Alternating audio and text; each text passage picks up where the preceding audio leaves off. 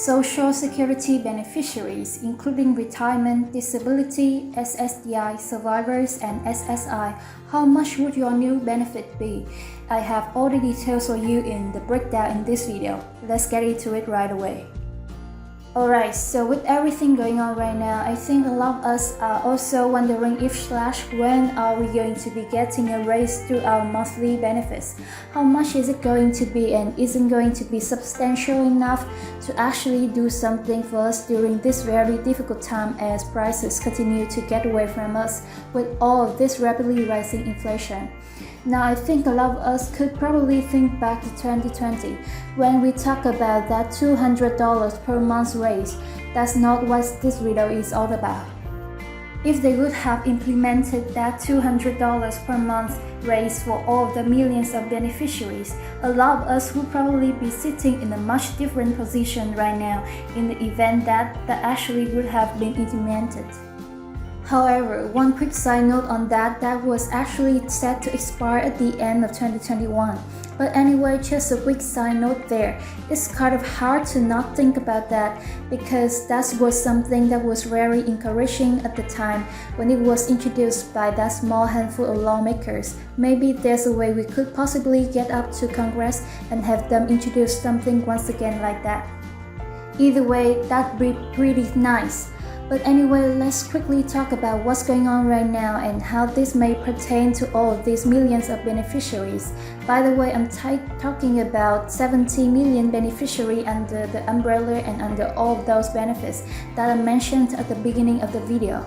So anyway, with everything going on right now, inflation continues to range higher as we continue to see on a monthly basis. Alright, so let's quickly run through some of these numbers here. And now what I want to apply here is a 7.6% and a 7.9% raise your monthly benefits. So I want to break all this down and show you the differences between what it would look like between a 7.6% raise and a 7.9% raise. I think you're going to be a little bit surprised here between the differences of the two. It's low. Let me actually break these numbers down for you. Alright, so I'm going to give you some round numbers here. Alright, so if you're receiving a $600 benefit, applying a 7.6 to 7.9% raise, it would boost your benefits anywhere between $45 and $47 each and every month. So you know, as you can see, there is not much of a difference. It would be $45 at a 7.6% and a $47 at the 7.9%. So it's only a $2 difference. Alright, so anyway, that's an example.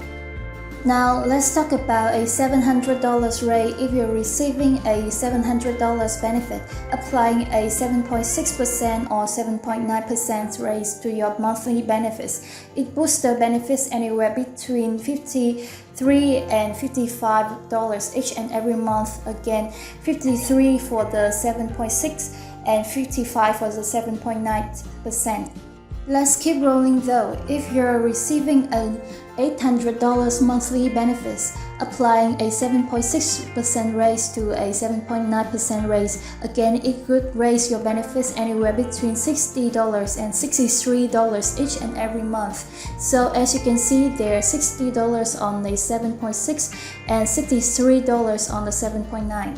Alright, so let's quickly talk about SSI. Now, if you're receiving the maximum SSI benefits right now, they $841 each and every month, your benefit would actually be raised, a pretty substantial amount, proportionate to the percentage. And let me give you the numbers here.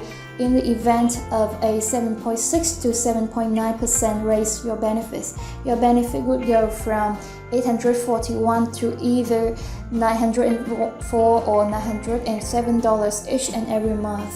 So as you can see there, again, the spread between the two only being $3 difference between a 7.6 and 7.9.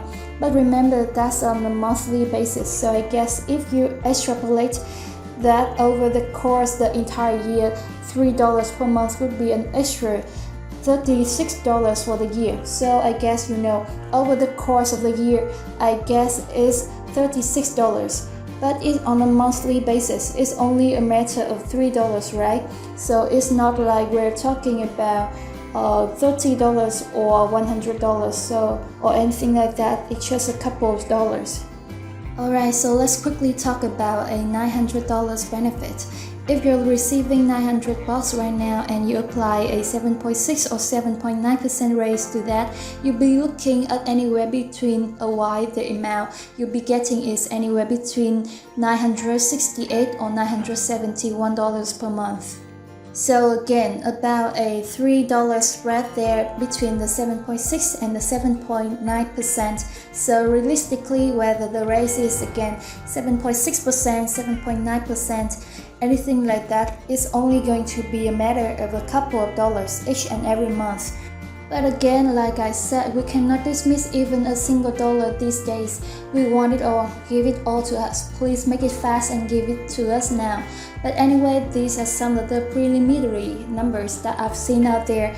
As of right now, of course, we won't know that the official number will be until about mid-October when the Social Security Administration comes out and give us the final announcement on this number after we get inflation data for the month of July, August, and September. But again, the year is zipping right on by so far, and before we know it, we are going to be right there in those months. But economists, analysts, everybody that's watching this stuff very closely right now is saying that we're likely going to see 10% or this about inflation sometime in mid-2022. Well, guess what? Mid-2022 is kind of right in that time frame, July, August, and September. Obviously, may include June also, but at the same time, June doesn't count for what we're looking for.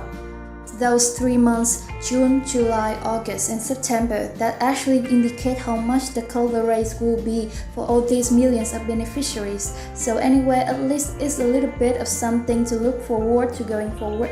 But realistically, it sure would be nice if Congress does something well before then to get more money into the pocket of the people. And I'm not necessarily talking about a raise. Hopefully we can call on Congress to do something at least at the near term, maybe the midterm. Obviously, sometime before the midterm elections, the sooner would ultimately be better. One more thing I want to throw out there as well, of course, the menace that we all got to watch for too, Medicare Part B premiums. So that's another big one out there that we will have to watch going forward into 2023. And later this year, as the Centers of Medicare and Medicaid Services come out with that number. Last year in 2021, it was the whopping 14.5%, and that was an ugly one for lots of us. So we can only hope that they come to their senses when they calculate how much the Medicare Part B premium would be for next year as well. And again, that will be released usually sometime in early November is when that's released. Now, it may be a good thing for some people, but for the vast majority of people who are living on a low income or fixed income or anything like this, inflation is not our friend. And I want to break this down for you, let you know what I'm looking at, all the things that I'm finding out there with the research. And again, these are kind of some of the numbers that I wanted to break down for you in this video. And just to let you know what is going on out there, what I'm finding and what the research is suggesting and pointing toward right now. Thank you so much for watching, and we'll see you in the next video.